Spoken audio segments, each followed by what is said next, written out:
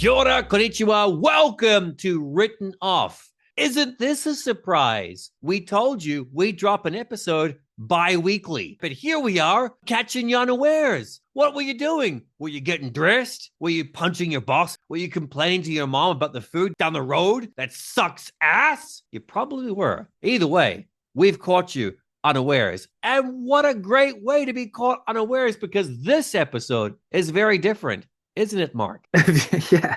Do you think people have got the podcast just sitting on the phone, and when it pops up, it like like an alarm clock? Is there a setting on your phone where you can do that? I'm going to call out a listener. I don't think she exists, but I'm going to say Sarah. Sarah is on the toilet. She's doing her business, scrolling through Instagram, and suddenly, welcome to Written Off, Sarah. What the fuck are you doing? Yeah, like that U2 album that just popped up on everyone's phones unbidding. But then wasn't that weird? But even more so, like it's played at top volume regardless of what you're doing or where you are. Yeah, let's see if we can set that. For a brief second, we rise to the top of the Apple Podcast, Spotify lists, and then we just get downvoted. Yeah, downvotes count as votes, don't they? I could say a Trump comment here, but I'll just stay away from that. It's all engagement, Brad. This episode, we're doing things differently yet again. This episode, Mark and I were thinking. Almost like we have no confidence in ourselves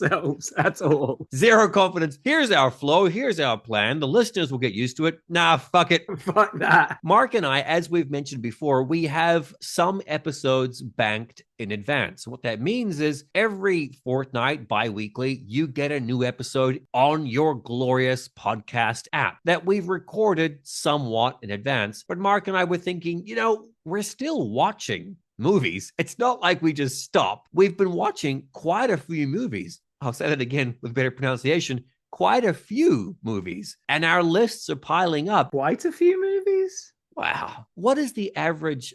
Yeah, I'd like to know that, actually. I know the average of books read in America and even New Zealand. For the average person, books read per year is catastrophically low. I think it's less than 2, if that. So the average movies watched per year? And also it's watched versus watched? Question mark?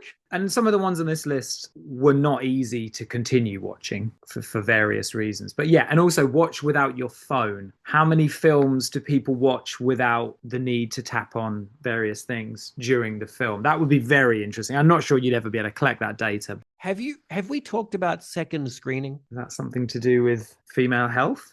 What the fuck? What?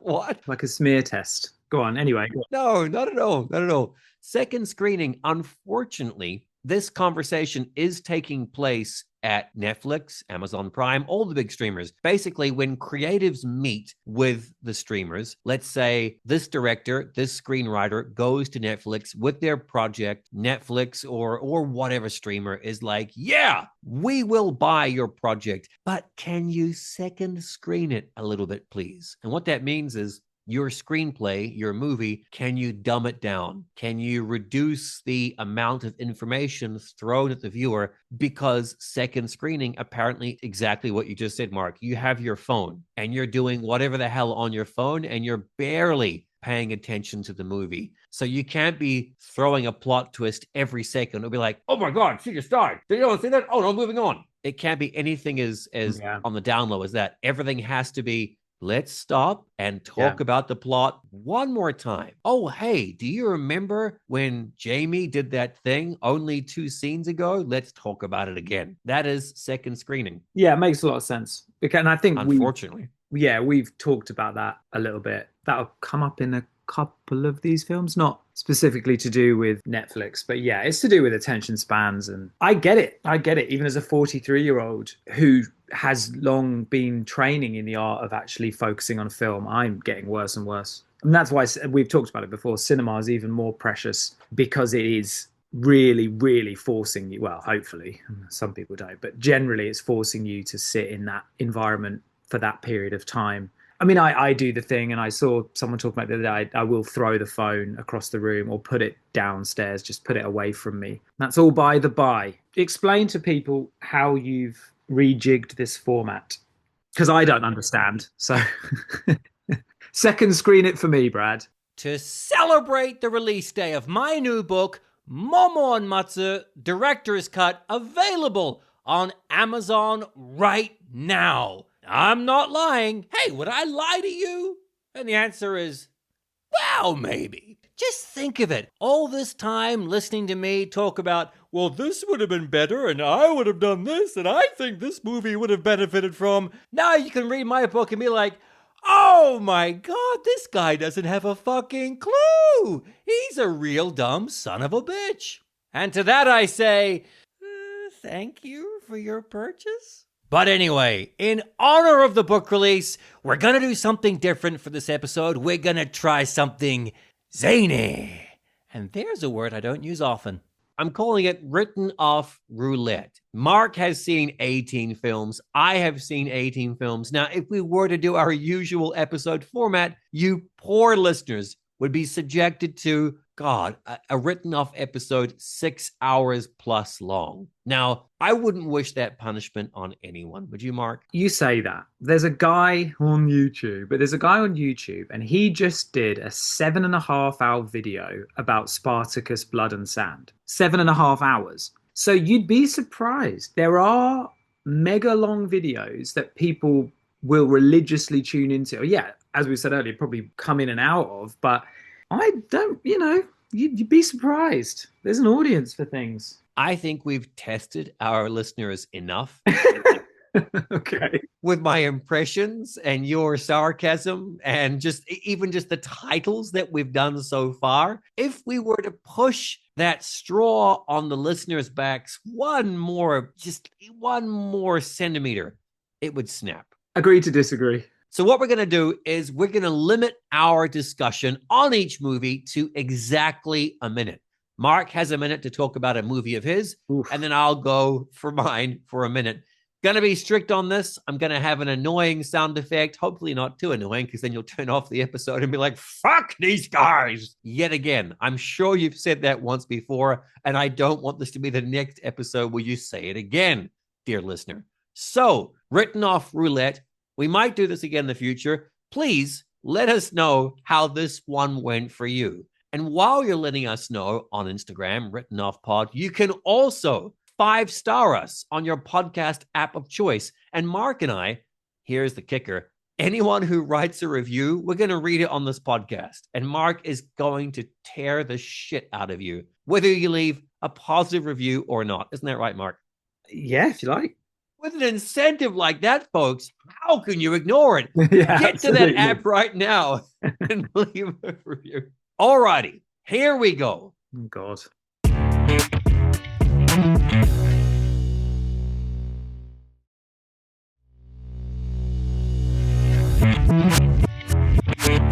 Written off roulette, our first attempt at doing this. Mark, you have a minute. What is the movie?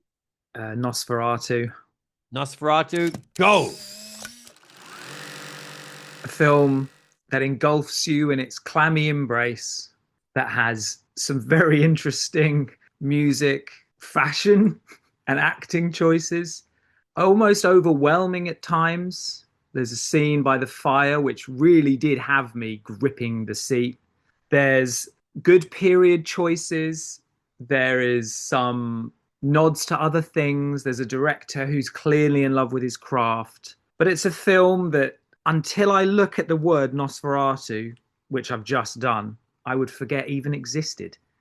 So I think, in a weird way, it's kind of a failure. ... I don't think he's done enough. I don't know what it was about his earlier work that really held on to you. And that's a minute. I'm sorry. You are out of time. One question, though. Luc Besson has his Dracula movie coming out very soon. Will you go and watch that? Yeah, that's right. There's Besson's Dracula, and then there's 15 Frankensteins coming out, isn't there? It's Yep. And I know that he is going to do isn't he? What's his face is going to do a werewolf version of Dracula, I suppose. I love that Frankenstein has become this generation's speeding comet. We had Armageddon and Deep Impact, and now this generation has Frankenstein as the dueling movie format. Yeah, that's correct. Right. Okay, I'm going to go for mine. Mississippi Burning. Now, I've said before on Yeah. this podcast, I am an absolute Gene Hackman sycophant. There's a whole bunch of Gene Hackman movies I have not seen, and Mississippi Burning was one of them. That has to be the sweatiest movie I've seen in a long time. Everyone is just soaked in that movie through and through. I liked it. It's a powerful movie about racism. I would have liked our lead hero FBI characters to be of color. It was a bit of an interesting choice to have pretty much a legion of middle-aged white men fighting racism. Yeah. The thing that had me scratching my head the most, Frances McDormand falls hard for Gene Hackman. She gets one look of portly, balding Gene Hackman, and she's like, I gotta have that. I gotta have me a piece. And that was pushing it for me. All right then. That was pushing it for you. None of the racial politics.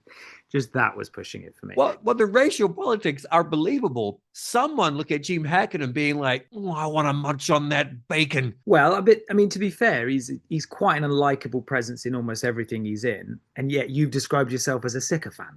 So, alrighty, stop looking at me like that. All right, next movie. Here we go.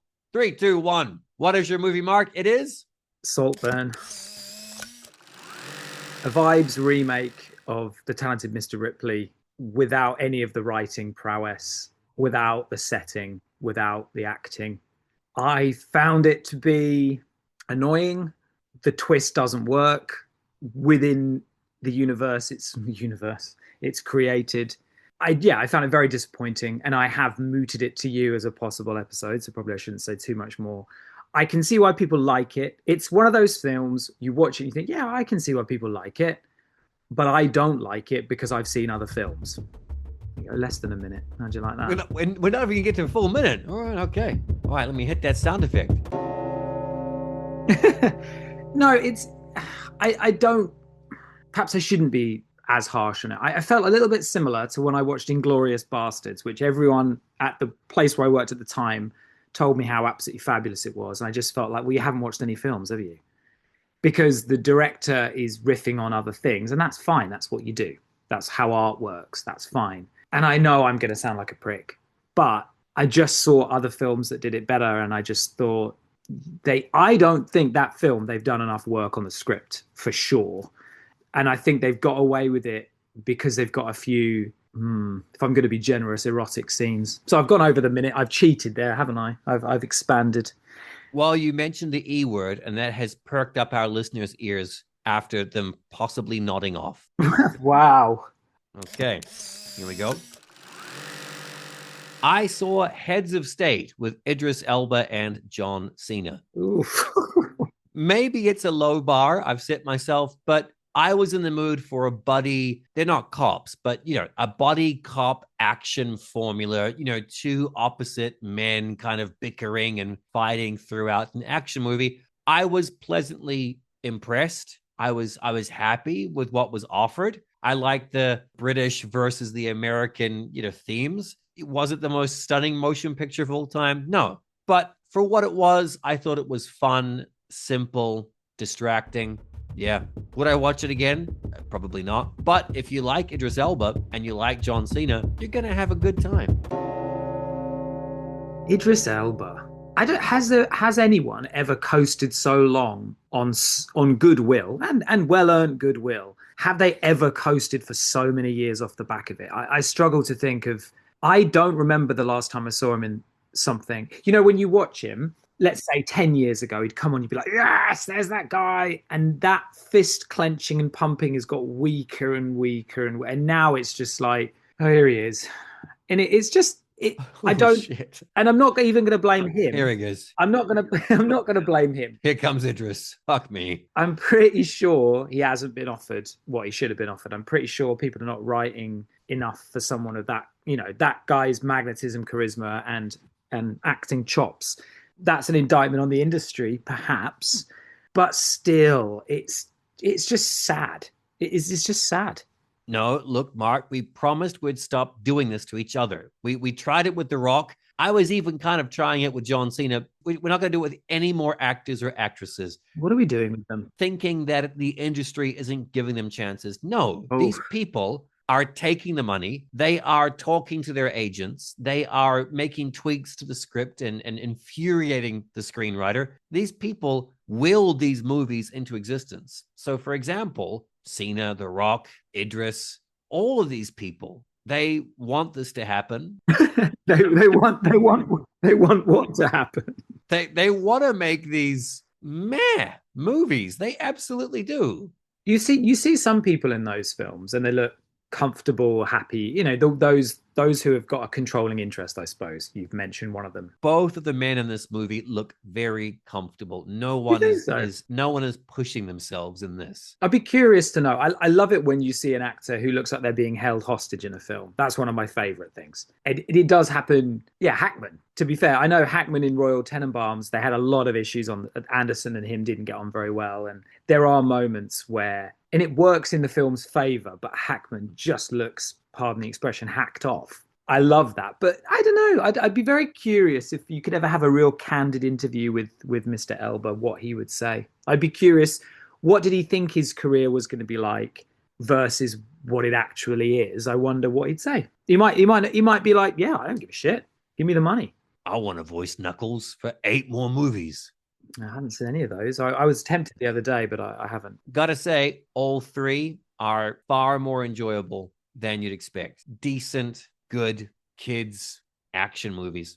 Anyway. I like the fact that you've put a buzzer on this. The buzzer has gone, and then we've talked for another 3 minutes about each of the films. So the format's fallen on its arse. As well it should. Yeah, that's you, the anarchist. Now, come on. You've already wasted 10 seconds. What's your movie? Crimes of the Future. David Cronenberg makes a film where it's impossible to like any of the characters. They are all awful in various ways. The opening sequence is a mother smothering and killing her own child gleefully. At no point is she sorry that she's done it. So you meet her I'm laughing. You meet her a couple of times during the film. She's like, ha ha. The father possibly one-ups her by then trying to sell his corpse to Vigo and Lea Seydoux, who are going to experiment on it on a camera for salivating customers, viewers. I'm not quite sure what they are.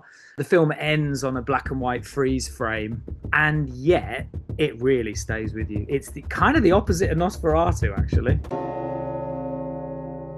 Fuck the buzzer on this one. What you just described, I want to watch that. Yeah, it's so maudlin and downbeat and downcast, and the people doing something that they're supposed to love look so upset about the whole thing. Like, because it's a Cronenberg body horror, so it does do erotic exploration. There you go, listeners. There's that E word again. Oh, you have your double filled tonight. Yeah, I think my sister's listening to this, so tone it down a bit, Brad. Oh, I'm so sorry. I'm so sorry. Yeah, and there are too many characters, and you don't know really what the motivations of the characters are. Like, everything about it maybe doesn't work, and I'm sure for a lot of people definitely doesn't work. And yeah, it really stayed with me and wanted me to watch other things and wanted me to think. And he's still got a lot to say, and he is still saying it in a subtle, I'm not sure you call the film subtle, but his themes and his motivations are still quite subtle. So yeah, I didn't enjoy it, obviously, because that's not the right word for that kind of film. But yeah, I definitely recommend it. My movie, I saw Elio. Elio, for those who don't know, is a Pixar movie. It's a Disney Pixar movie, which you would assume is instant quality. No, the film I saw was meh through and through. And famously, this movie was yet another Pixar movie where the director was fired or left halfway through the production. Domei Shi, who is the amazing director of Turning Red, her and another director stepped up and kind of wrangled the production from there on. And you can tell when you watch this movie, it's the movie equivalent of a plane trying to crash land safely in the ocean. Touchdown in the softest way possible, but really everyone dies, the plane sinks, the end. Oh dear, that does sound sad. I don't know. I've seen this, the latest one that's going to be coming out. Sorry, I'm adding another film to the list. You're adding Elio. You're like, I gotta see that. No, I want to bathe in the despair of Pixar. there's the new one, isn't there, that's going to come out where a child is projected into the body of a hamster or some kind of furry critter. I'm not even sure what it's called. Anyway, that one looks quite good and actually is quite similar to the main character in the new Alien Earth, which I have started to watch and I would like to talk about, but that'll come once it's finished, I guess. And for those of you who want to know our thoughts on an alien movie, look no further than, I'm looking at my calendar, the 10th of October, 2025. Jesus Christ. Where Mark and I cover Alien Romulus. A year and a half after it's been relevant. October 10th, everyone. Striking while the iron's hot. Fuck this TV show that is currently streaming. No. Let's talk about a movie that's been out for over a year and a half. Yeah. I will always watch anything that's got Alien in front of it. I just will. So there you are, Disney. Just keep feeding me whatever you want because I will keep eating it. What's your movie? Shut the fuck up. Anger Management.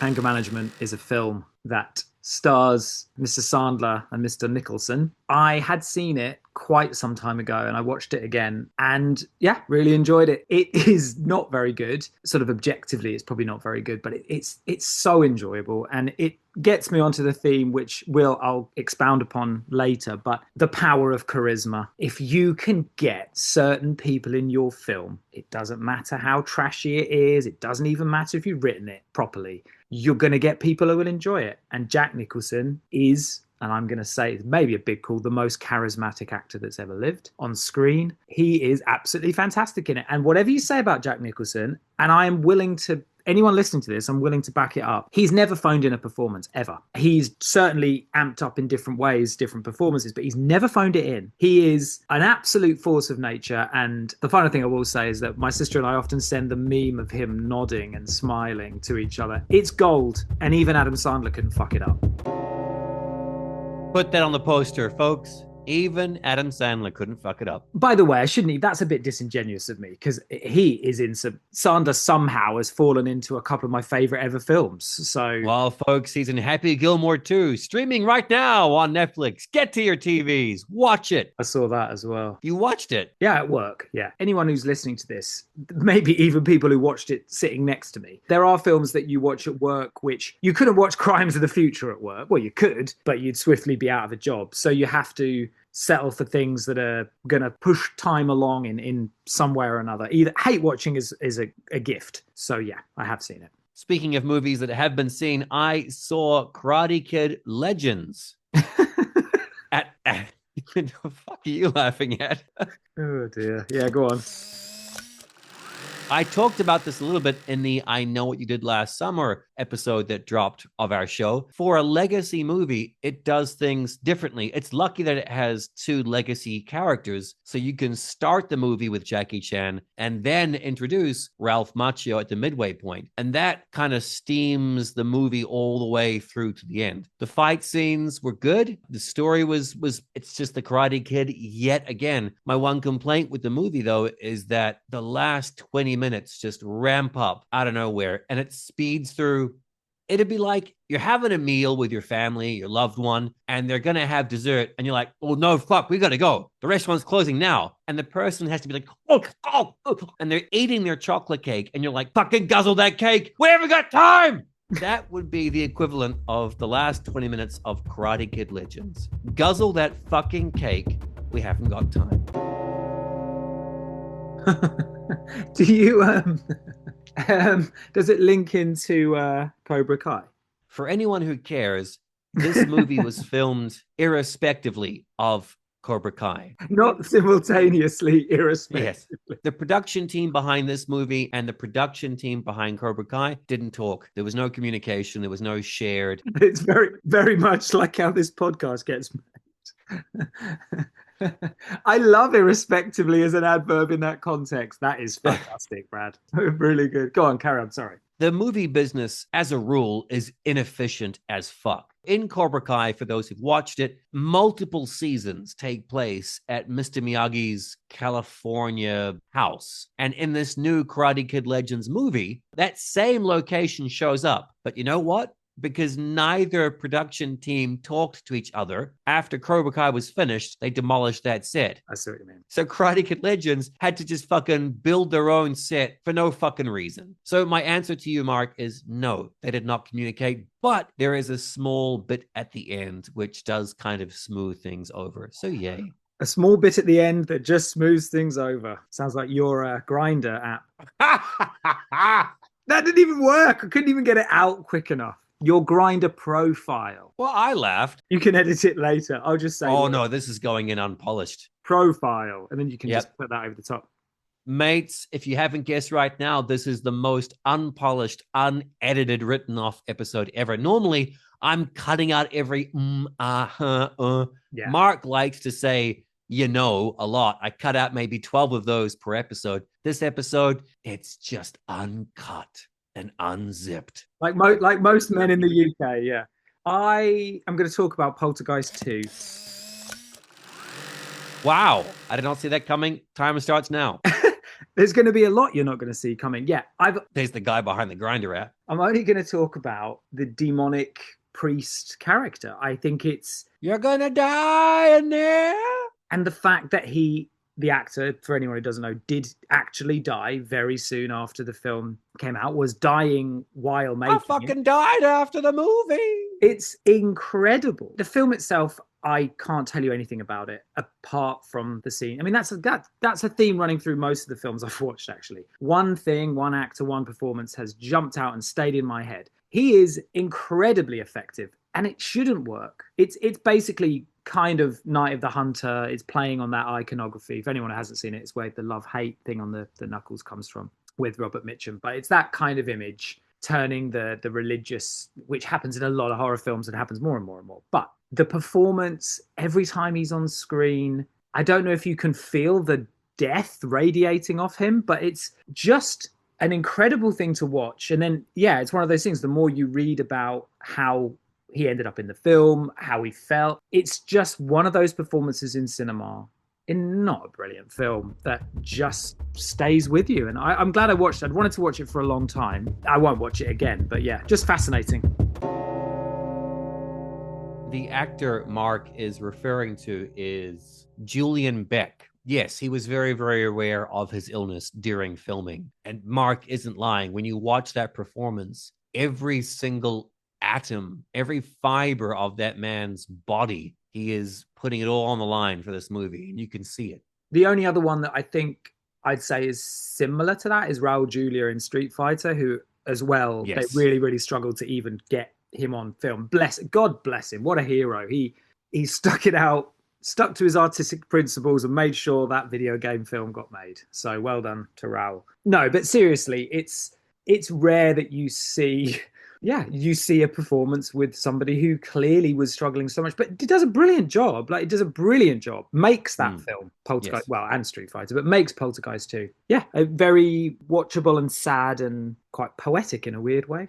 My film, I watched a French movie called Jane Austen Ruined My Life. As you can tell from the title, a romantic comedy. Oof. I found there wasn't anywhere near enough comedy, and then the romance suffered as a result. The romance wasn't as full-throated or dialed up to 11, however you want to say it. It wasn't enough on either side. It was a nice movie. It's about a French woman who goes to Jane Austen's. She does a residency at a place that Jane Austen something used to write in or something. And so basically this French woman is in England and she falls in love with a British dude who happens to speak French. As an English speaker, I'm used to watching movies where an English-speaking person will go to a foreign country and for some miraculous reason, every fucking native person there speaks English. It was nice to have it the other way around. Everywhere she goes, there are British people desperate to speak French to her. So that was nice. I don't know how factually accurate that is, Mark. Yeah, I think that does happen. I've seen quite a lot of that, but it tends to be given short shrift in response, especially in northern France. Southern France, they're a bit more like, "Oh, you are trying," but the people in Paris are just like, "Come on," Fucking just stab you in the face. Fuck off. with their withering looks. Yeah. And a baguette.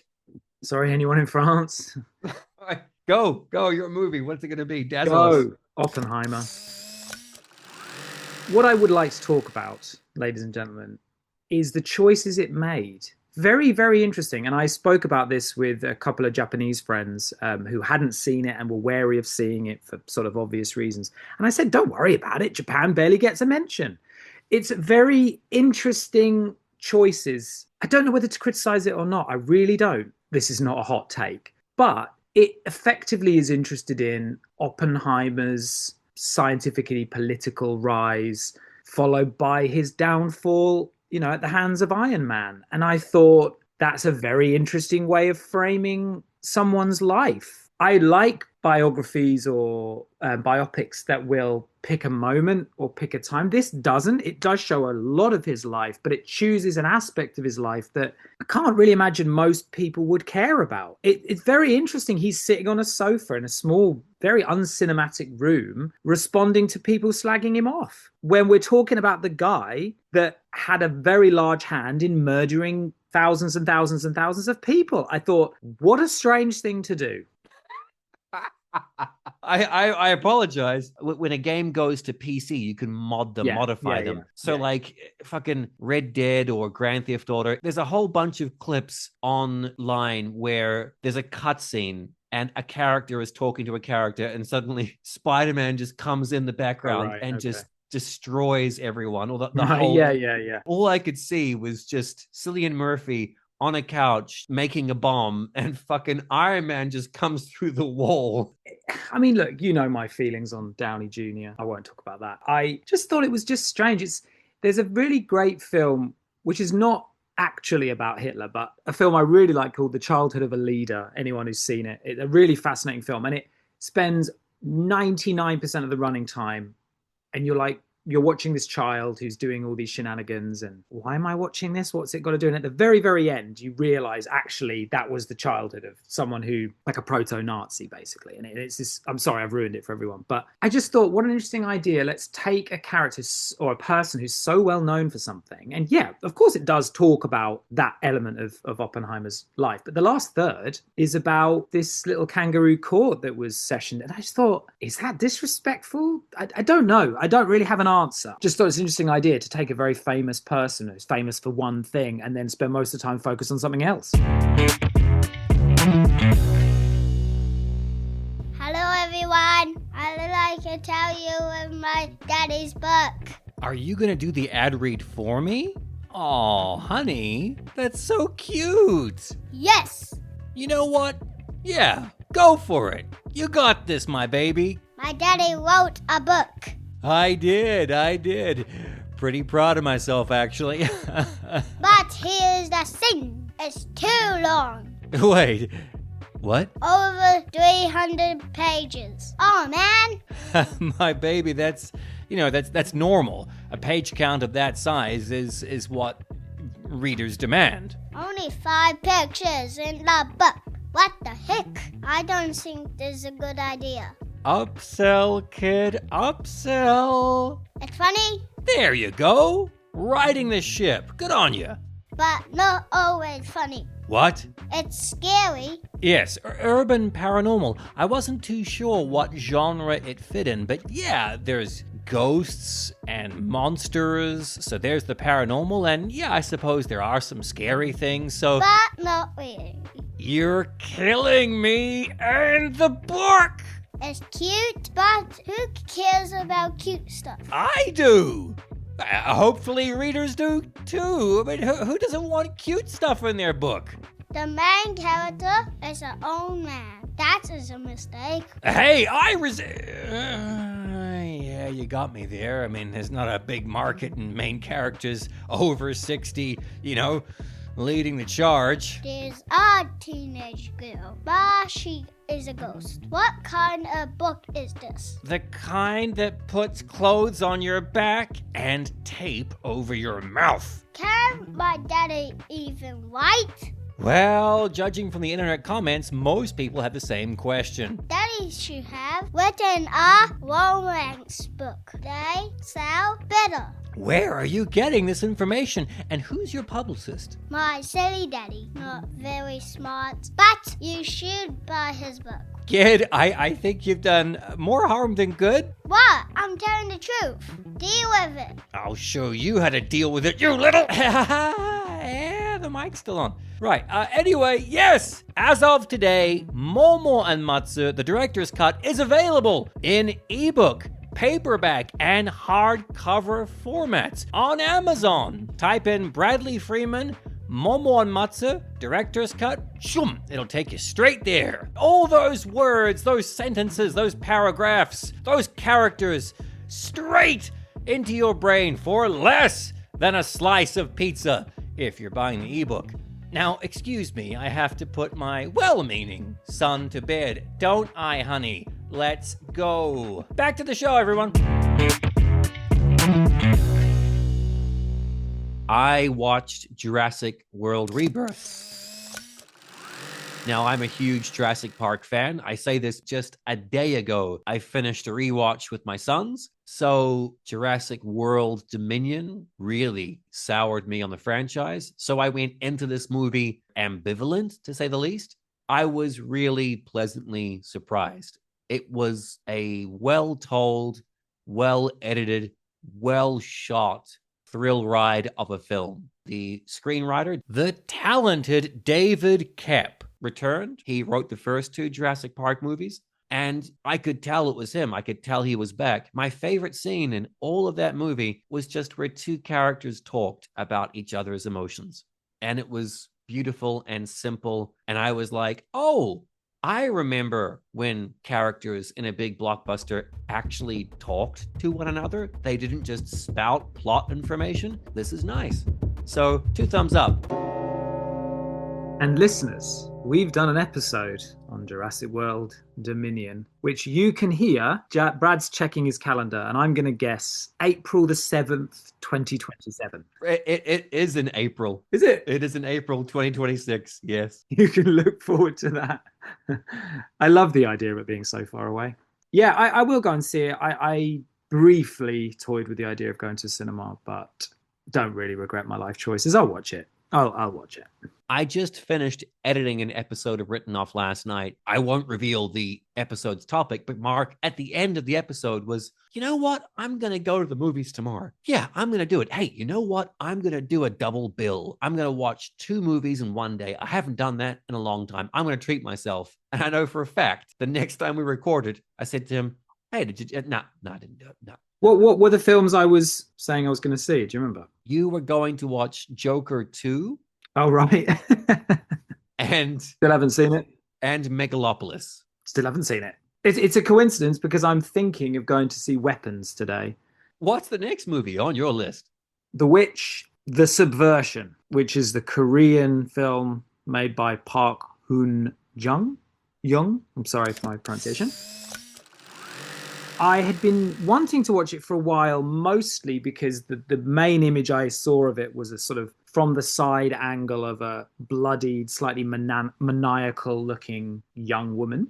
And I thought, oh, that would be interesting. Anyone who likes Korean horror, but not even horror, will know blood-soaked is usually something you're going to get at the price of admission. If you finish a Korean movie and no one is covered in blood, you fucking march out of that cinema, go up to that usher, slap them across the face, grab some popcorn, and just shove it in their mouth and say, I want my money back. You could do that. No, it's true, though. It's definitely true. I'm not going to say this film is up there with Old Boy, or, I'm not going to say that. But the timeline of it jumps about a little bit, doesn't lose you. You trust that you'll come back and you'll understand that later. It does a very interesting time jump. I would say the marketing of the film, that image that I've already referenced, kind of ruins it a little bit. Hints of Carrie about it. It's got hints of Lucy about it. It's got a lot of evil archetypes in it. It's got handsome young Korean men. So there's a lot in there for everyone. But yeah, you watch that and you think, I know how Hollywood would do it, and I know this is infinitely better.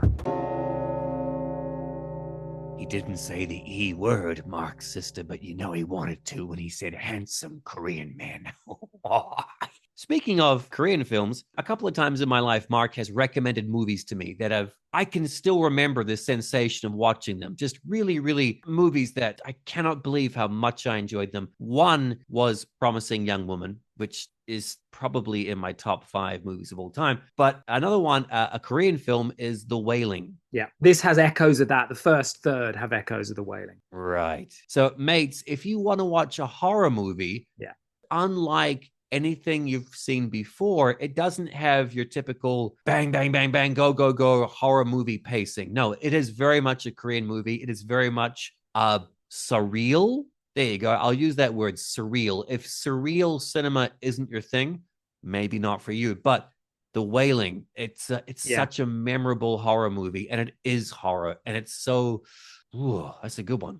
It is a film I think about a lot. Today is a little bit of a rainy, drizzly day out there, which is not uncommon in the UK, obviously. But on a lot of days like this, I will think about The Wailing. It is a wet, damp film with so much to say. It is as you said, it's just a phenomenal film. And what pacing is right. And we talk about pacing quite a lot with various films, but I love the pacing in Korean films. It is a bit stop-start. It is a bit, oh, here we go. No, we're gonna take a step back. But I love that. Keeps you on your toes. That is what a great way of summarizing Korean cinema. Yes, stop, start, stop, go, go, go, go, go, stop, start. They always seem to do that. And then, sudden bursts of extreme violence.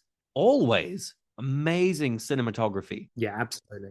I'm going to throw a bit of mud on Japanese cinema. I'm so sorry. But more often than not a lot of money is spent on lighting something gorgeously, having a really beautiful diffuse, having a wide-ranging color palette. Unfortunately, isn't the case. And I don't quite know why with Japanese cinema. But Korean cinema, every frame is immaculate. You absolutely spot on. And I think very often when I watched quite a good little Japanese film. I can't remember the name now, and it did actually invest in cinematography, and it was set in rural Japan. For anyone who's been there, it is magical, especially let's say rainy season. Like, it has a certain beauty to it, which I don't know what it is. Yeah, lighting in Japanese, not of course depends on the film, but especially internal lighting in a Japanese film. Not in every Japanese film, obviously. But the last sort of 25 years or so, it's not the best thing. Well, we're fucking not sticking to this goddamn stopwatch, so I'm going to be the hero to bring this podcast back in line. Here we go. I saw the French film Count of Monte Cristo. Famous story, famous book. It's been filmed umpteen times. This was France's mega budget answer to this story. It was, in a word, lavish. Speaking of cinematography, speaking of lighting, gorgeous. And the costumes, amazing. And the acting, great. This movie was sumptuous. And the lead actor playing the Count of Monte Cristo was one of the most gorgeous men I've ever set eyes upon in my life. When did it come out? What year was it, Brad? It came out this year. It's brand new. Oh, really? That's why you listen to Written Off. We bring you the freshest of takes. Where did you see that? At cinema? Yes. This movie has been doing very, very well. It's quite likely this movie will play at a cinema in your town, folks. And I'm talking to you, Canadian listeners, of which there is 0 for this podcast. I was just bitching to Mark before. I'm looking at the statistics of the Written Off podcast. I see you, America. Thank you very much for listening. I see you, United Kingdom. I see you, Singapore. Thank you very much. But I don't see you, Canada. Give me some fucking Timbits. Some titbits, did you say? Timbits, Mark. Timbits. You don't know what Timbit is? No, I don't know.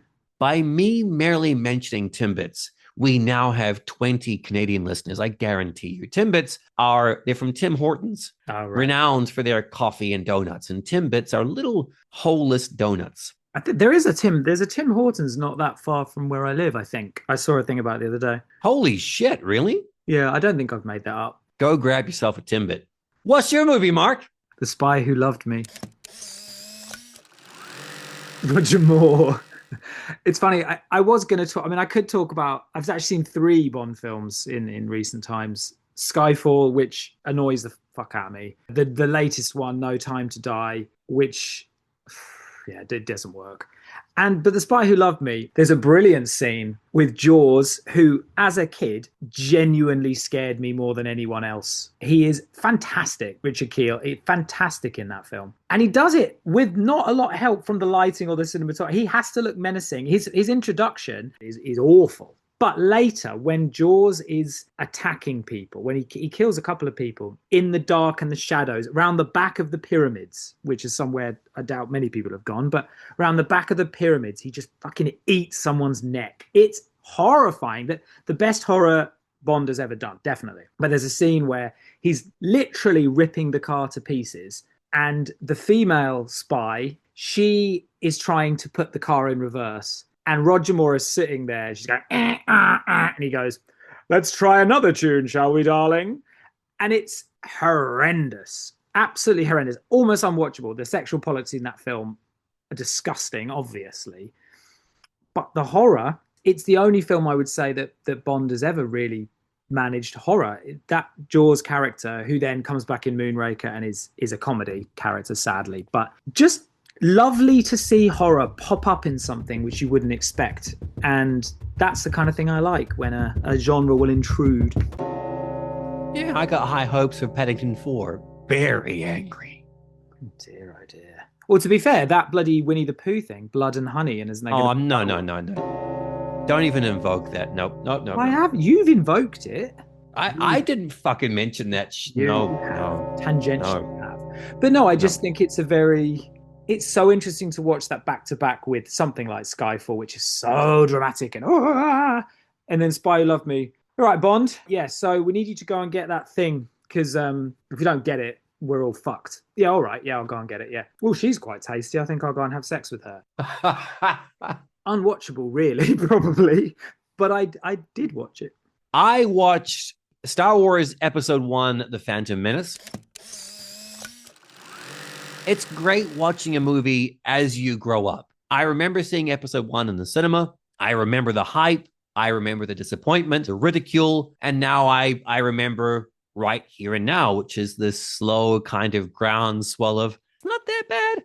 What I will say is, watching it with my 2 young boys, it is an impeccably created kids movie. There's a Disney Plus show on now called Young Jedi Adventures, which is fantastic for kids. It is Star Wars in this perfectly kid version of everything. And it really, really works. Episode 1 really, really works for kids. Beat per beat, minute by minute, color by color. It really, really nails what a Star Wars movie can be for young kids. I gotta say, I was happily surprised. You said the word surprised as though you were surprised you were saying the word surprised, which I was trying to think of a different word, because I'm pretty sure I've used surprised like 3 times already in this episode. And me as the editor, I know I'll be editing this being like, oh, you fucking cunt. God damn it, you can't. Wow. He's gone there. There, everyone. Yeah. Isn't it a fascinating journey that film's had, though? I remember when we were in Japan, a lot of people, that's their favorite. Yeah, it is watchable. It is definitely a word I've used a lot. It is watchable. I'll go back to it more than especially the last one, number 9 or whatever it is. Rise of Skywalker. At least it's planned. It knows what it's doing. It knows where it's going. Yep. The characters are what they're supposed to be. It's funny how you end up yearning for that now. Isn't that amazing how things have, I don't know what that says about the current state of that franchise, but isn't it amazing? Speaking of amazing, what is your next movie? Heretic. Oh, okay, with Hugh Grant. I'm looking at a list. The reason I say it like that is because I was like, what would juxtapose with what we just said? And I've chosen the one that doesn't at all. It's of a piece with, your barbarians or your... In that it sets something up and then it sees how many times it can subvert or add layers to the things it's set up. It veers from quite straight-laced into we're going to go into the supernatural now. Are we going to come back again now? I quite enjoy that little subgenre, which I haven't thought of a good name for yet, where you think you're watching something, then you're watching something else, then you kind of go back to the thing you were originally watching. Rug pull horror. What did you say? Rug pull. Pulls the rug out from under you. But then it tries to put the rug back under you again. it gently. Can you hold your feet up there, love? There you go. There you go. That is a really, well, I think that's a brilliant way of describing it, because that is what happens. You're like, oh my God, I didn't realize we were doing, oh no, hang on. No, he's back to doing that again. There's a twist and then it untwists and then twists and untwists using the same character. And again, Saltburn, I don't want to talk too much about it. The twist in that seems to come to a surprise to even the main character. Yeah, but it's good. It's not the best in its class, if you like, but Hugh Grant is very effective. And yeah, I'm enjoying the way his career has been allowed to blossom. Again, maybe that's going to happen to Idris. Maybe Idris will have a renaissance. Maybe that's what we're waiting for. Well, this timer is just fucking all over the place. Good. You watch me. Get us back on track. I'll wrangle this podcast back. We're off road, mate. So continuing with Star Wars, I watched Attack of the Clones.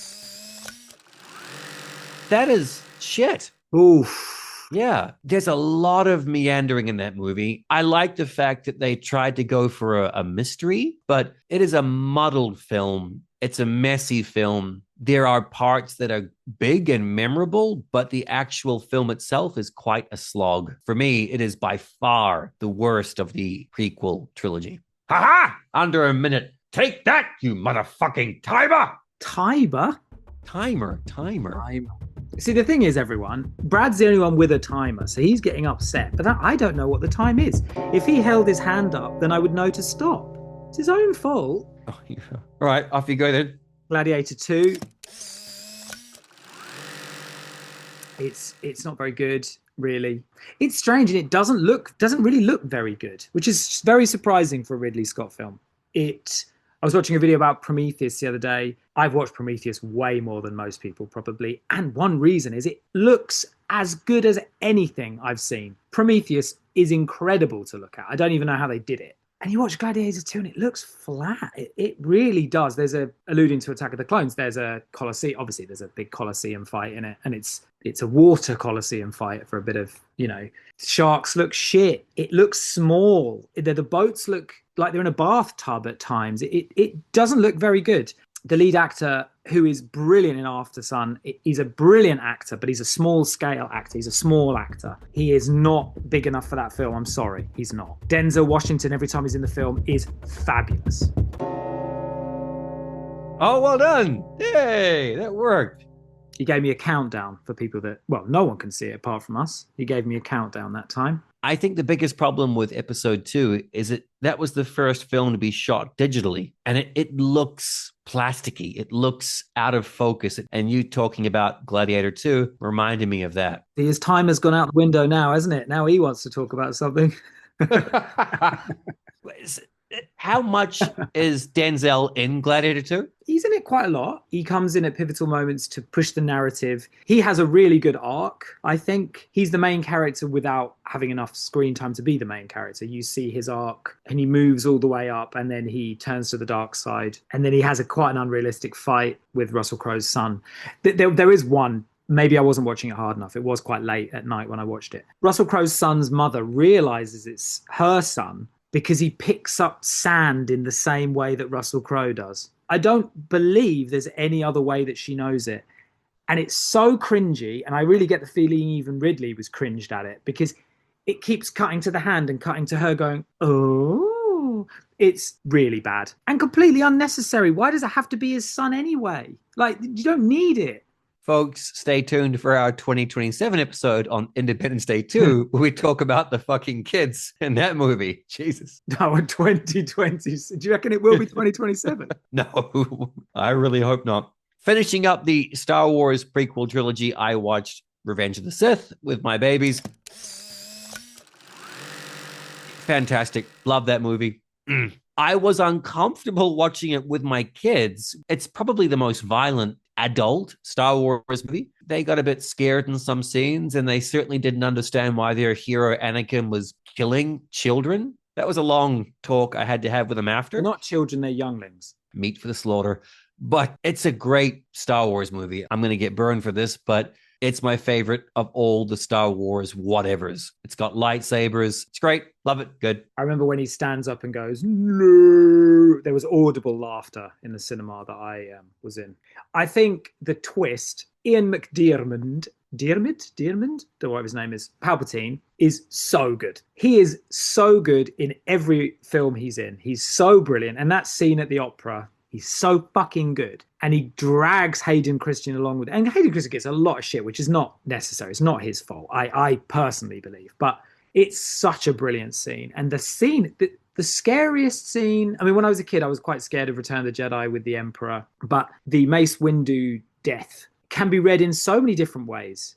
I'm still now not quite sure if the Emperor is having him on a bit. It's easy to read that he's luring Anakin in. You're not sure, and that is down to the nuance of the performance. And that actor, by the way, should have been in everything. Like, I always feel quite sorry that he was typecast because I think he's so brilliant. I'm sure he's done lots of great stage work, but he's not even in TV stuff in England. You'd think he'd be in loads of stuff. He's so good. I can't believe he was never in a Potter Harry. Brad, he's not even in, your run-of-the-mill BBC. He's not, and I don't know why. It's a real shame. Maybe he doesn't want to be. Let's just say he doesn't want to be. Right, your movie. Is anyone keeping count? Are you keeping count? I suppose you're keeping count of your own list, aren't you? How many have you got? Yeah, fuck your list. I've got, 1, 2, 7. 7, all right. So we'll stop when you get to your 7, shall we? 28 years later. Yes, tell me about this. Very, very affecting in a way that I don't think anyone that went to see it expected it to be. There's a moment where I actually did leave the cinema because it was affecting, not because of any horror thing, but just because Ralph Fiennes tells it as it is. Talks about mortality, sort of surrendering to that fact. And what interesting, I left the cinema. I mean, I needed the toilet as well, but, for dramatic purposes, there were 2 reasons. And another guy was actually out there having and I'm sorry, I don't know if this is too personal. Obviously, we don't know who this person is, but he was having a bit of a panic attack. And it was to do with, mortality. And the film is about mortality. It's a very loving film between, about a boy who cares so much about his mum and desperately wants to try and save her. And it's in the midst of a zombie film with, a lot of the things you'd expect of that film. And the ending, I won't talk about too much about the end. The ending has been criticized by a lot of people. I understand why. It wasn't to my taste. But the story between the boy, his mum and his father is very affecting. It's a film made by an older man on themes that an older man. It's reminded me a little bit in a weird way of Scorsese's latest, is it The Irishman? Yeah, The Irishman. Have you seen The Irishman? I really liked it. You know the scene where Pesci is taken away and he basically says, I'm off to go and see the priest. I'm paraphrasing, obviously. And he basically says to Nero, you'll understand why when you get here. And that is it really hit me when he said it, because I thought, there's Scorsese getting older, who's always grappled with his Catholicism and his upbringing.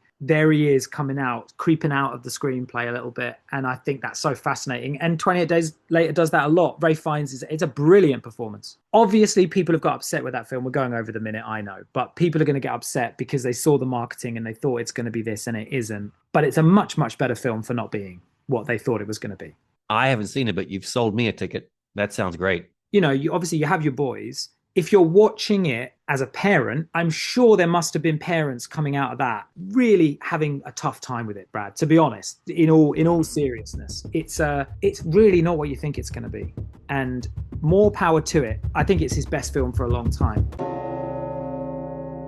Well, now I really want to see it. Oh, okay. Thank you. You're very welcome. It's not all laughs, everyone. Well, talking about laughs, I saw James Gunn's Superman. Oof. Way overstuffed. It can never sit still. It's always doing something too much, too fast, too loud. There's so many characters and so many plot devices. You feel for Superman. You're like, fuck, I'm exhausted just watching you. But I have to say, it really, really gets the heart. It really, really makes Superman be the good human being that we all want. I love Doctor Who because it's a character that tries their best and just loves humanity. And this was the same with this movie. So it was wonderful to see a smiling, mostly happy, mostly super empathetic Superman. It was like a sermon in a church. Can imagine you coming down from the pulpit, sort of people watching you as you walk down, nodding. Yeah, yeah. I'll see it, probably, but I won't pay for it, said the bishop to the nun. I've tickled myself there. Speaking of bishops, it's conclave. Now, how was this?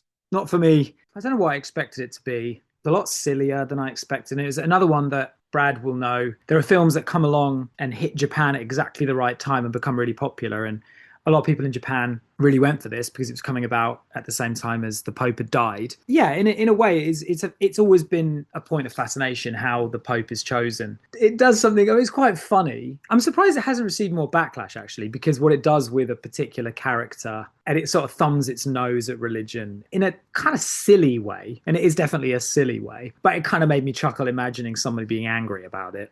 I like that kind of film. I've just seen films that have done a lot better. I think those tense, pot-boilery, set in almost one place, Kammerspiel, I love those, and it wasn't as good as a lot of the other ones I've seen. So a little bit disappointing. You know what was not disappointing was Pixar's Elemental. The designs of the lead characters just really turned me off. For some reason, I just didn't want to sit through 80 minutes of those characters. But I've got two young boys. I put that on thinking I was going to second screen the fuck out of this movie. But I did not know it's very much an immigrant story. It's about, people moving to a foreign land and just trying to get along with the community and trying to be part of something with everyone, and how the community has to adjust with this new group. And the immigrant element really just was so well done, and the love story was so earnest. Wow, good movie. I'll probably watch that at some point. It's just, I don't know, you've probably thought about it a lot more than I have, just what's happened with Disney and what is happening, what's happened, and everyone seems to have their opinions on it. I probably don't really. But yeah, it's a bit sad because I do think there's a lot of creative work taking place. You'd imagine there is, but it's been crushed under the weight of a lot of other things, and just a bit sad. Pixar used to be the brand, and every year when that movie came out, you knew you were going to have a good time, and it didn't matter how old you are. In that movie, there was something for everyone in a Pixar movie. And then, the pandemic hit. That's not Disney's fault. I don't know that categorically. We all got trained by Disney Plus to just wait because it'll be on there eventually. Yeah. Wait 6 months. That Pixar movie, that Marvel movie will be on Disney Plus. And now the Pixar brand has been diluted as a result. Turning Red debuted on Disney Plus. And I think that would probably be my favorite Pixar movie of all time. I really wish I could have seen that on the big screen. What's yours? My Cousin Vinny. Whoa! I'm trying to zag and zig as much as I can. Yeah, I've always liked it. I've always found enjoyment in it. I think it is an example of perfect casting. It's kind of similar. I put it in a category like probably Groundhog Day, a film I've watched loads of times. A lot of it is to do with the bounciness of it. It does make the same jokes. So for Groundhog Days, I got you, babe. My Cousin Vinny's got they can't sleep because of interruptions outside. It's the same every day. But it's a great way of showing time is passing. Here's another day, because that's important. I love how lightly it treats subject matter that would at this point in time be very, very heavy-handed. A man is killed and yet no one seems to give a shit, even though he's like a pillar of the community or like a center point of the community, yet no one seems to care about that whatsoever. Obviously Pesci's brilliant in it. Karate Kid's really good in it. Karate Kid Mate's really good in it. Oh, sorry, I know we've run out of time, but the judge, I love a good judge. Ghostbusters 2 is another example, who's recently left us, unfortunately. Harris Yulin, yes. Yeah, who pops up in Ozark and is brilliant in that as well. He was always great. I love him. But Gwyn, is it John Gwyn? Who's also in Pet Sematary, right? You gotta get off that road. Don't go on the road. Yeah. Oh, that damn road. Just the chemistry. If you can get 2 or 3 good actors to bounce off each other in a film, it's just so much fun to watch the interaction between them. Passed away when he was 66 years old, which is strange to me because if you watch Pet Sematary, he looks like he's 480. 106. Yeah. It's a great. Oh, my cousin Vinny's coming on. You know, if anyone does still watch TV, it's a brilliant one to catch when you see it coming on. It's just so entertaining. And my wife being from Long Island-y area, New York-y area, it's so funny to see the way they speak and the way they interact with the South of the US. Again, probably if you're from the South of the US, you'd probably be quite pissed off at it. But for me, it's really fun. So my movie, I watched Life of Chuck, based on the Stephen King short story and directed by Mike Flanagan. This is a movie that if you'd told me, because I read the novella, I read the short story, if you'd said, oh, they're making that into a movie, I would have been like, the fuck they are. But lo and behold, Mike Flanagan, he loves to tackle Stephen King properties that are unfilmable. Gerald's Game, Dr. Sleep, and now Life of Chuck. To be honest, I wish I'd seen it on a streaming service. I didn't feel as though I got my money's worth in the cinema. I didn't feel it was a cinema-worthy movie, as snide as that is to say. It was a beautiful movie, a very calm movie, a very simple movie, but I would have been more satisfied if I'd seen it at home than I was at the cinema. People absolutely loved it though, didn't they? Like, I saw people saying it's their favorite Stephen King adaptation. It actually gets Stephen King, but it came out last year. I don't know who's releasing it. It's been out in America off and on. It's been in the UK. It just came out here. Very limited screens. Yeah, it's not a wide global release. I mean, Flanagan is such an interesting character. I will always watch anything he's done. But isn't that weird? I didn't realize that had snuck out. Worth a watch, just not an essential, oh my God, you've got to watch this now. What about you, Mark? What is your movie? Okay, well, let's do Jaws 2. Nice. I can always talk about Jaws 2. Yes. Yeah, I mean, you should probably be talking about it. I think this is the second time I've seen it. Holy shit, really? Maybe third. I'm turning off this fucking timer. Wait, how many times have you seen Jaws 3 or Jaws the Revenge? Jaws 3 once. Okay. Jaws the Revenge, probably 5 or 6. I knew it. I fucking knew it. Yeah, I love a bit of Jaws the Revenge. Yeah, Jaws 2, this is not an original thought. You get halfway through it and just think, I'm just going to go and watch Jaws. It's missing other strong supporting characters. It doesn't have them, and it goes along the kid route, and I get it. I don't want to really criticize the film as how it's written, because I can see why they did what they did with it. They've kept the family element. They've expanded on that. The kids have grown up. On paper, it's not bad. We usually talk about writing. It's funny, I'm not sure we talked that much about writing on this particular episode, but it's not bad.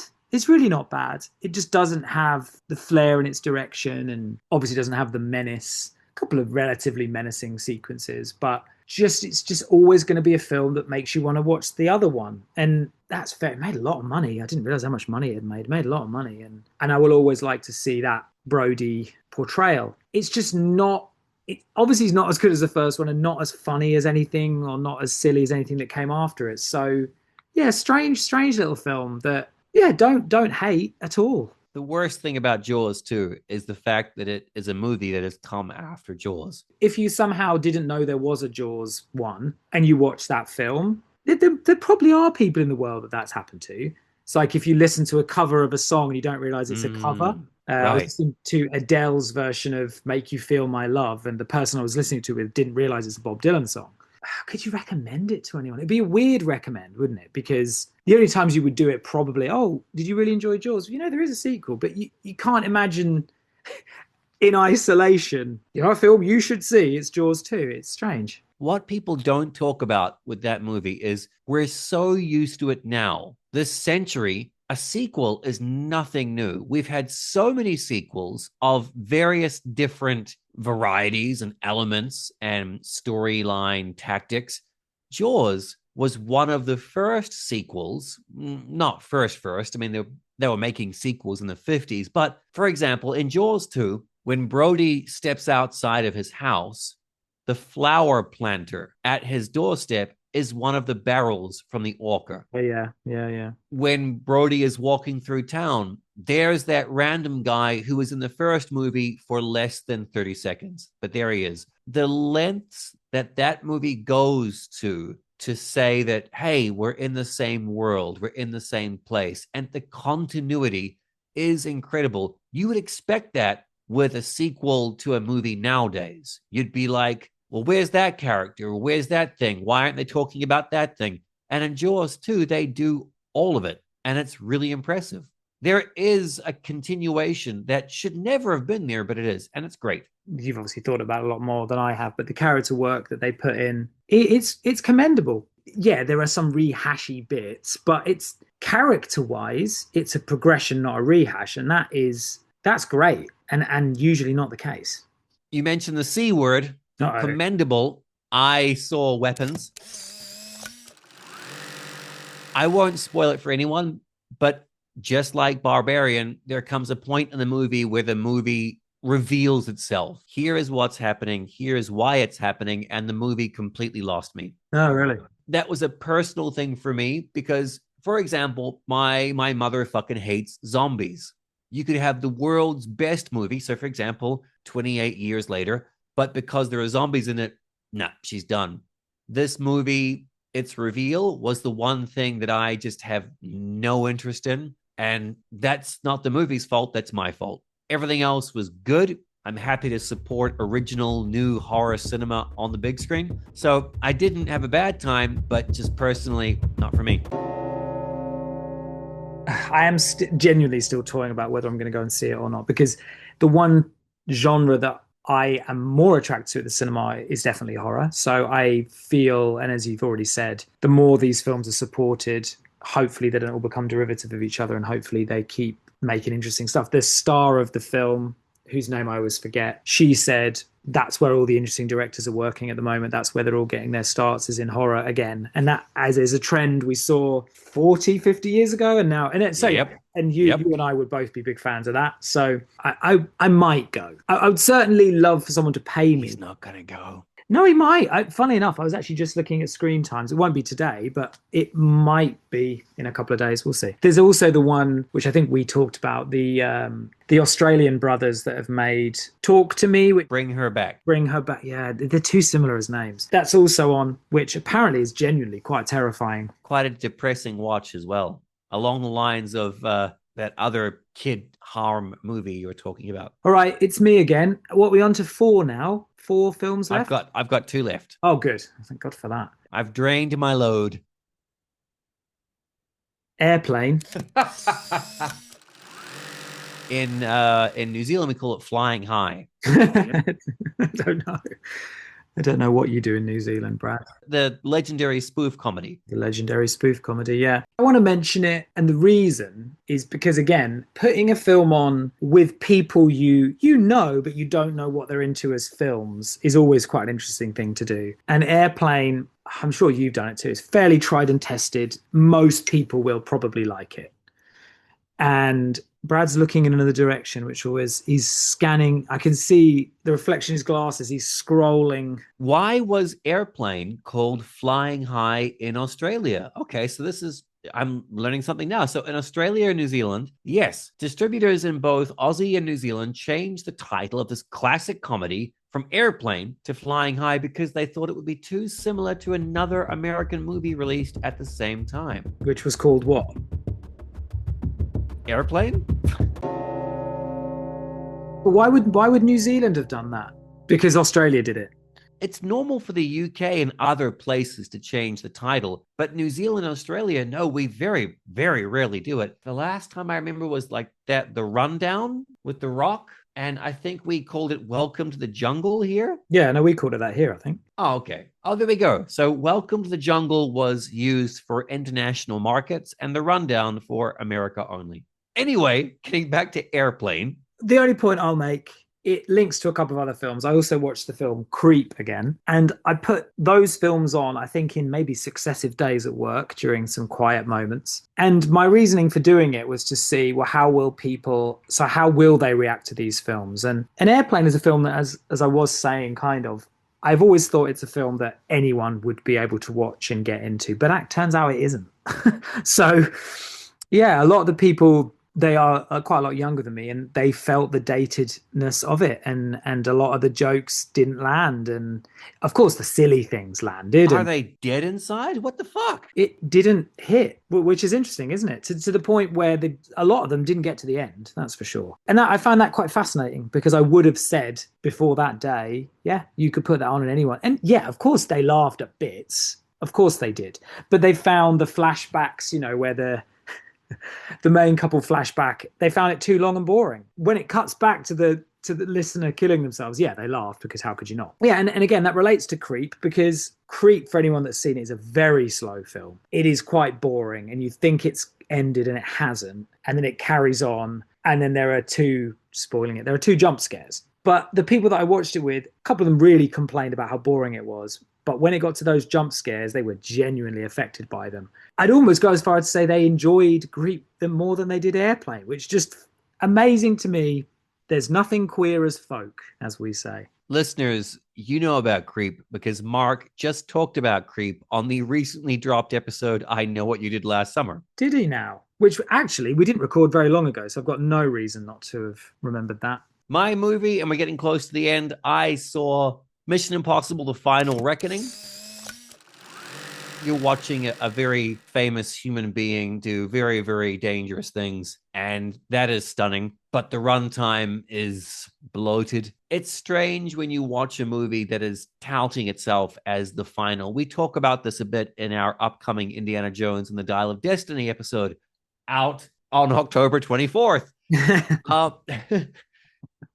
When you've got a movie that is advertising itself as the end, you have a chance for the audience to come together with the character. You have a chance for the audience and the character to shake hands and say goodbye and have it be sentimental, have it be sad, have it be joyous, whatever. The audience is going to walk off into the night, and that character is going off in the other direction.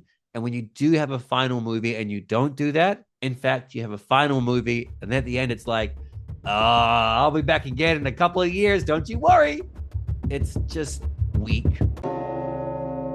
I was surprised to see, because he was dating, wasn't he, Hayley Atwell at one point, Tom Cruise, in real life. So the gossip would have you believe. And now he's apparently dating Ana de Armas. Everyone likes the Tom Cruise dick. I don't know. It always gives a very culty vibe, doesn't it? Doesn't it give off a culty vibe?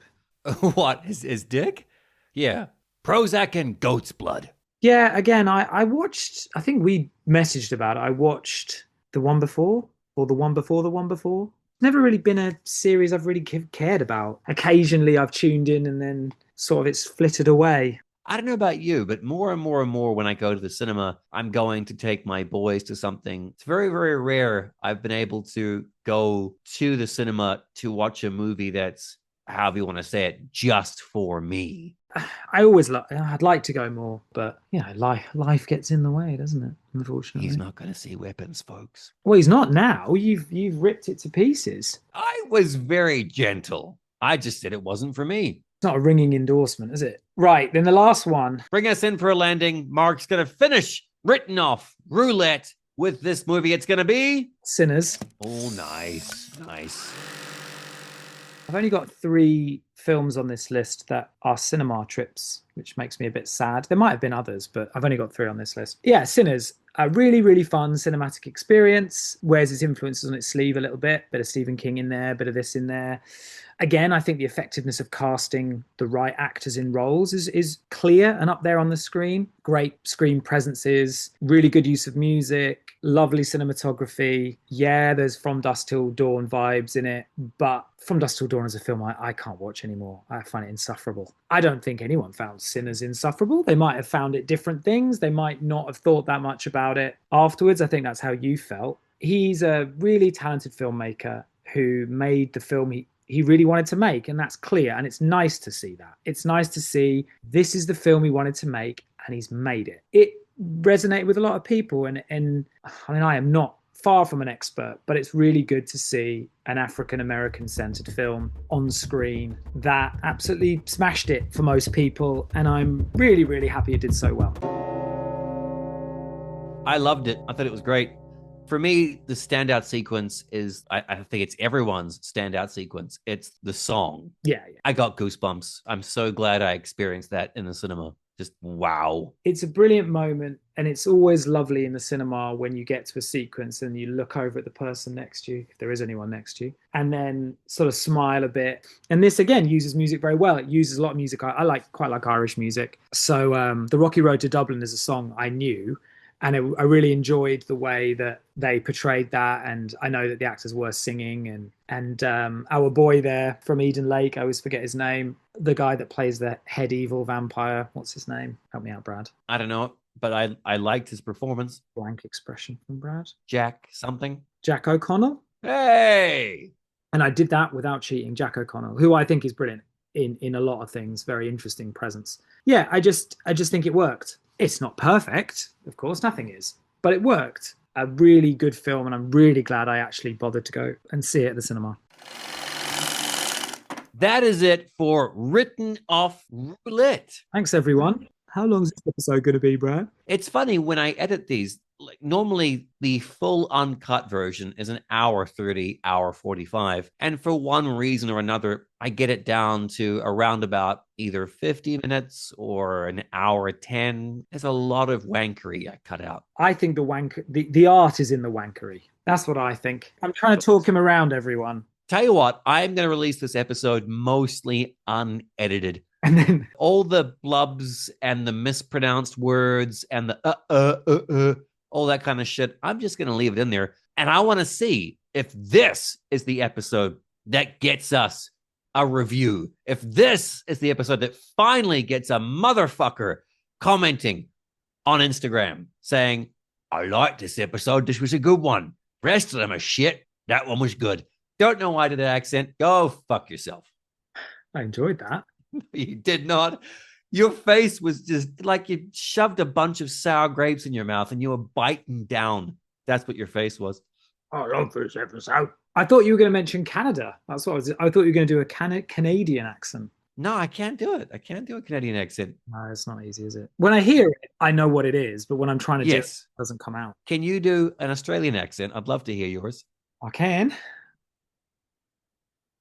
That was it. You're like those guys who are like trying to do a Michael Caine, like the size of a tangerine. And that's all they can say. Australian's not that difficult for us. We heard it a lot as kids, and it's just an inflection on ours, really, isn't it? There's not a lot that's different. Why did you hear it a lot as kids? We had a lot of soaps, a lot of Aussie soaps. Oh, the soaps. Right. Whereas we were deprived of the beauty of the New Zealand accent, sadly. Deprived is one way of putting it. But yes, well, good luck. But I am curious, where's this going to come in the timeline? The written off timeline? In between our bi-weekly release. So I'm going to surprise our listeners, because listeners, you deserve a surprise, and you're getting it. This episode is your surprise. And if you're not happy, well, fuck. Thanks very much, Brad. Well done. Throw us a comment on Instagram, Written Off Pod. Let us know if this episode was any good. Let us know if you agree with Mark and you want it all uncut. You want it all just flopping out there for everyone to see. Hi again, Mark's sister. Thank you very much for listening. I have been your host, Bradley Freeman. With me, as always, suffering forever because he's such a good man, is my wonderful co-host, Mark Tasker. Mark, thank you for joining me. He's put the second name in. They'll all be Googling it. Goodbye, everyone. You know, as I edit more and more of these episodes, we always wind down for the end, and I always jump over to you like, all right, Mark, it's time for you to say something. And you always just end with like, nah. Yeah, that's like the trait. That's going to be a wet fart. Yeah, that's going to be the thing they remember. The wet fart. It's unforgettable. As I hope this special Momo and Matsu release day episode was for you fine listeners. Got an ebook reader, or you like the feel of a paperback book in your hands? Jump on Amazon, give Momo and Matsu a look. You might like it. And hey, if you've got Kindle Unlimited, well, it's free. You can just read every page you like. Mark, thanks again for joining me for Written Off Roulette. We might do this again in the future. I guess we'll find out if our listeners liked it or not. As always, as we like to say when we end this podcast, grab a slice And we'll catch you for our next episode, which is going to be looks at the whiteboard, Alien Romulus, this Friday. Like Mark said, hot button topic. Stay safe, and we'll catch you then.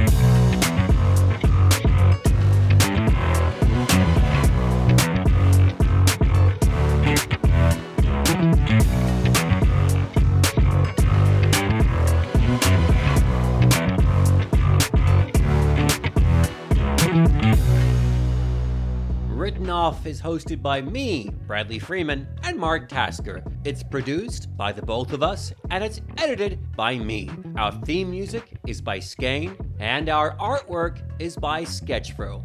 This has been a Pugnacious Podcast production.